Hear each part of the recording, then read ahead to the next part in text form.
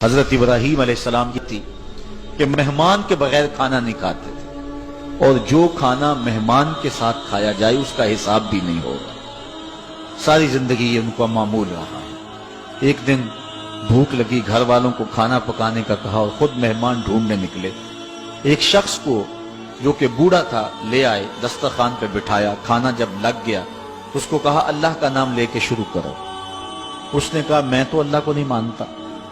آپ نے فرمایا کہ میں تیرے سے کوئی ربط، رشتہ اور تعلق نہیں رکھتا، اللہ ہی کے نام پہ تجھے کھلا رہا ہوں، تو میرے رب کا نام تجھے کم از کم لینا چاہیے۔ اس نے کہا میں تو بتوں کا پجاری ہوں اور روٹی کے چند ٹکڑوں کے لیے اپنے بتوں سے بے وفائی نہیں کر سکتا۔ حضرت ابراہیم علیہ السلام بولے جب تو اتنا غیرت مند ہے کہ میرے رب کا نام نہیں لیتا اور اپنے بتوں سے بے وفائی نہیں کر سکتا، تو پھر میرا بھی تو کیا لگتا ہے، اگر میرے رب کو نہیں مانتا تو میں تو کھانا اس رب کے نام پہ کھلاؤں گا، کھاتا ہے تو ٹھیک نہیں تو تیری مرضی۔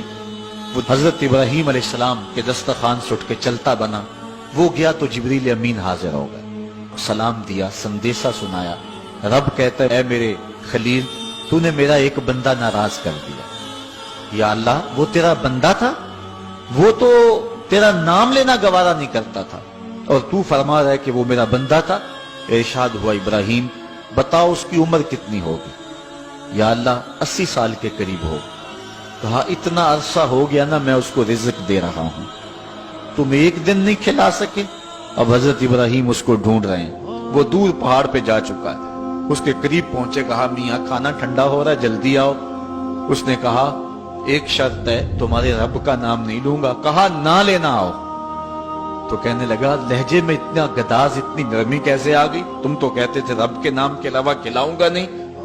کہا کہ اسی رب کا ہی تو پیغام آیا ہے کہ میں بھی اس کو دے رہا ہوں۔ اس نے کہا اگر تیرا رب اتنا اچھا ہے تو کھانا بعد میں کھائیں گے، پہلے اس کا غلام بنا لے مجھ کو۔ تو وہ رب ہے سب کا، ہمارا حق ہے کہ ہم اس کی پوجا کریں۔ تو اللہ تعالیٰ جل شانہ نے ارشاد فرمایا یا ایھا الناس اعبدوا ربکم، اپنے رب کی عبادت کرو۔ ایک تو وہ تمہارا رب ہے، اور پھر الذی خلقکم، اس نے تمہیں پیدا بھی کیا ہے۔ توجہ چاہوں گا کتنی شان ہے کہ اس نے تخلیق بھی کیا اور پھر اس نے تمہاری تربیت بھی کی۔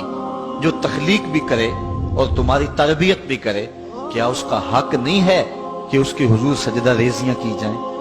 ساری زندگی انسان ماں کی خدمت کرتا رہے تو بتاؤ ماں کی خدمتوں کا بدلہ دے سکتا ہے؟ ماں کے پیار کا صلہ دے سکتا ہے؟ تو انسان جتنی مرضی خدمت کر کے ماں باپ کو راضی کرنے کی کوشش کرے وہ تو راضی ہوتے ہیں، بلکہ نالائق اولاد کے لیے ماں باپ کی دعائیں اور زیادہ ہوتی ہیں۔ تو انسان ان کی خدمت کا حق نہیں دے سکتا۔ ماں باپ کے اتنے حق کیوں ہیں؟ اس لیے کہ ماں نے بیٹے کو جنم دیا، جس نے جنم دیا ہے اس کے اتنے حق ہیں، تو جس رب نے خلق کیا ہے اس کے کتنے حق ہوں گے؟